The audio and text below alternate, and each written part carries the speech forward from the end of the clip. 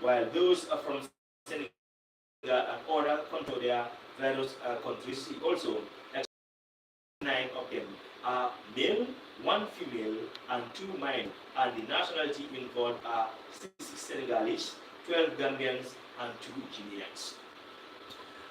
Those are the stories on this one. So APRC is back again.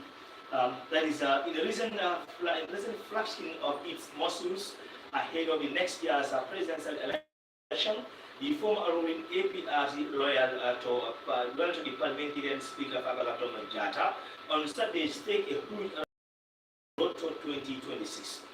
The party split into two in the run of the 2021 election, when Jata's group supported President Barrow and the splinter group loyal to former leader Yaya Jammeh, also going slow and making electoral gain in the consequent National Assembly election.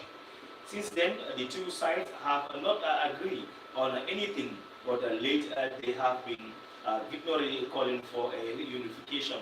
On Saturday at a huge rally in Sunju Alati, Jata called on all the militants from both sides to come together and unite under one family, and urging all of them forgo the past ceremony, the past what has happened to them within the past, and focus on what they have for now. Internal disputes can also be resolved. Despite all what happened, my executive committee have also respected former leader Yaya Jammeh in his belief that he was misled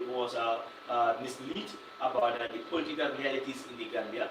Since leaving the country, Fagato Manjata told the audience, he assured the audience that in the same spirit, he would not disclose confidential matters he had disclosed with Jammeh, especially in the period immediately after the fallout of the regime 2017 and 2018.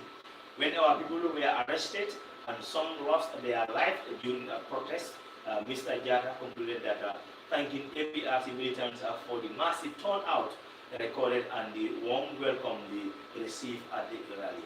Today, my heart is full of joy. I am so proud of you. You are truly loyal militants, and I will never betray you. Day and night, I will stay by your side.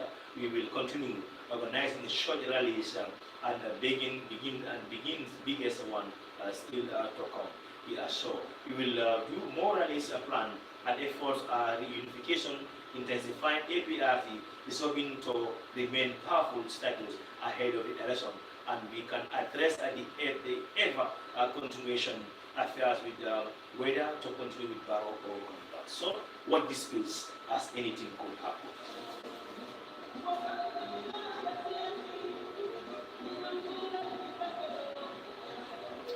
Welcome back to the daily podcast, and now let's join DW with all that you need to know about the day-to-day awareness of the continent. Let's start the roundup with them, and then this time we are in the sample example as they are presenting. Former Senegalese President Macky Sall dismisses hidden debt allegations as nonsense. I think I had chosen not to talk about Senegalese issues, but I was the first to hear talk of hidden debt. Prime Minister Mara until October 27. President Barrow urges Gambians to embrace peace as tensions rise over the increasing cases of police brutality. This is the defining moment.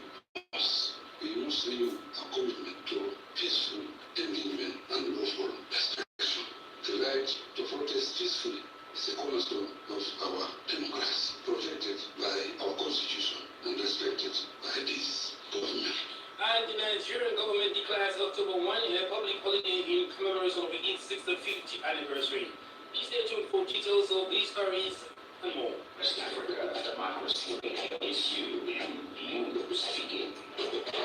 My name is Ankule Janko, and thank you for joining our broadcast. This bulletin begins here in Senegal as former President Macky Sall breaks his silence on allegations of hidden debt. In a strong response, Sall dismissed claims as nonsense, saying it is impossible to hide a public debt by its very nature. He explained that every international loan taken by Senegal requires legal scrutiny, approval from the Supreme Court, and its process through West African Central Bank making secrecy virtually impossible. Here's what former President Macky Sall had to say. Je pense que j'avais choisi de ne pas parler de questions. I think I had chosen not to talk about Senegalese issues, but I was the first to hear